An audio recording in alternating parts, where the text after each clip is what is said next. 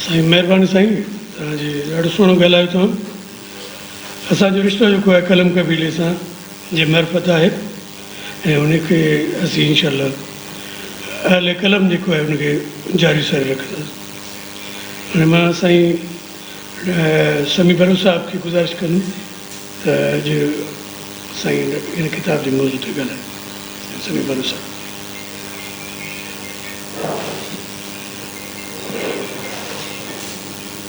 Stage ते वेठल सभई मोहतरम महिमानों, ओतिरा ई मोहतरम साम्हूं वेठल महिमानों, जीए सिंध।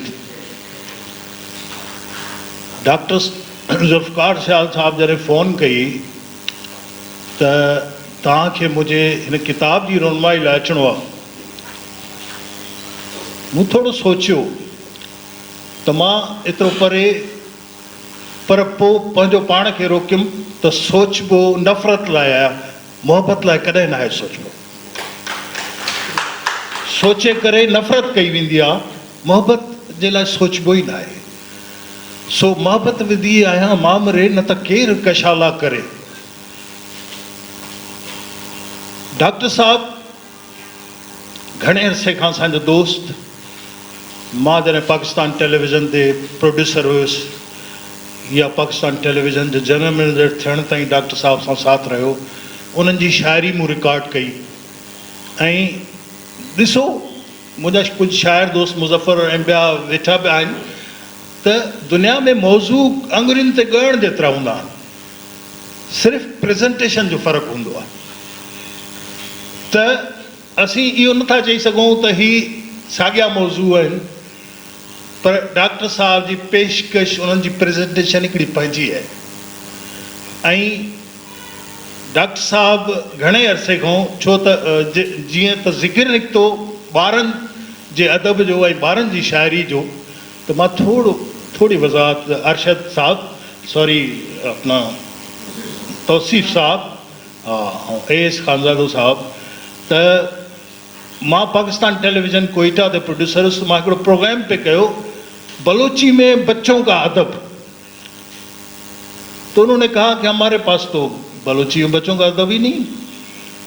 मैंने कहा इसलिए तो कर रहा हूं प्रोग्राम कि क्यों नहीं है।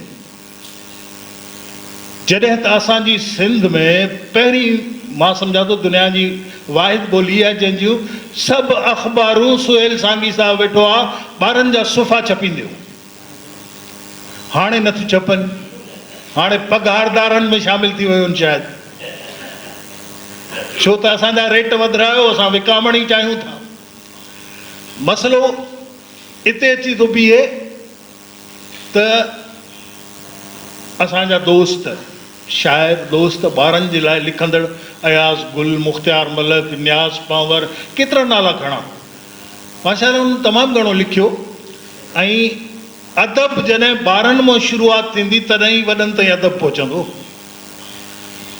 जेकॾहिं ॿारनि में तव्हां अदब पैदा न कंदो त पोइ शायदि नुक़सान में वेंदासीं। ऐं जॾहिं ॿार अदब जे तरफ़ राग़िब थींदा त यकीन करियो त हीउ जेको पाण में वीछो आहे न, हम एक थे, हम एक हैं, हम एक रहेंगे, खैबर से केटी बंदर, बुल्ला ख्वाजा मस्त कलंदर, रहमान बाबा शाह भिटाई, सब ने सच की राह दिखाई, इनकी राह पे हम चलेंगे, हम सब एक रहेंगे। त असीं उन धरती जा रहवासी आहियूं, उन सूफ़िन जा पोइलग आहियूं जंहिंमें सूफ़ी पंहिंजो शाह इनायत चयो त मां सूफ़ी आहियां, मुंहिंजे मज़हब में नफ़रत ऐं तासुब हराम आहे। छा त ॻाल्हि आहे। असीं सिंध धरती जा उहे सूफ़ी माण्हू आहियूं जो असां वटि नफ़रत ऐं तासुब त आहे ई कोन। जीअं एच ख़ानज़ादे साहब चयो त असांखे सेखारियो वियो, असांखे घणनि माण्हुनि ग़लति राह ते हलायो। ऐं छो अॼु ताईं असीं सोचे न सघिया आहियूं त जॾहिं असीं जीए सिंध था चऊं त उन में त तव्हां सभु अची तव्हांजो। अलाए छो असीं हिक ॿिए जे लाइ दिलनि में एतिरियूं विछोटियूं पैदा कंदा था वञूं जो असां न ईअं कोन्हे असुल में छा आहे त जेको अंग्रेज़ ॾेई वियो आहे डिवाइड रूल वारो सिलसिलो उहो असां में अची वियो आहे। असीं पंहिंजे पाछे खां पुटजणु लॻा आहियूं त किथे हीअ एजेंसियुनि जो न आहे। असां में ख़ौफ़ असांजे मथां एतिरो तारी थी वियो आहे जो असां पंहिंजे राइट्स लाइ बि कोन था ॻाल्हाए सघूं। ख़ुदारा इहो अंदरां ख़ौफ़ कढो, हिक ॿिए जे लाइ मोहबत वधायो ऐं मां सम्झां थो उन सां पंहिंजो रस्तो आसान थींदो। हिन किताब पंहिंजी दुनियादार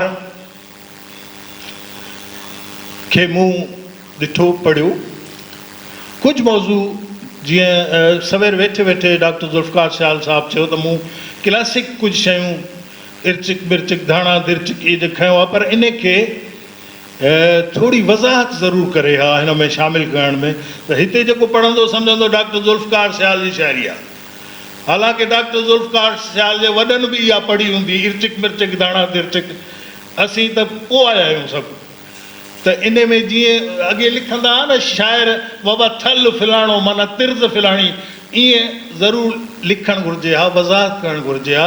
अहिड़ियूं कई शयूं हिन में आहिनि। या मां इहो चवंदुसि त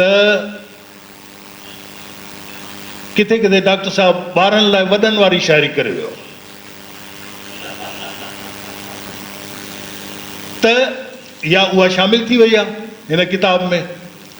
बहरहाल डॉक्टर ज़ुल्फ़कार शाल हिकिड़े दोस्त, ॻाल्हाइणो त घणो कुझु पर मां टाइम नथो वठणु चाहियां, इन करे मां चाहींदुसि त डॉक्टर ज़ुल्फ़कार शाल अञा असांखे ॿाराणो अदब बि वॾनि जो अदब बि जेतिरो ॾींदो रहंदो, हिन सिंधू में ओतिरी रवानी पैदा थींदी ऐं असीं सभु उन रवानी में उन जा मुसाफ़िर रहंदासीं। महिरबानी।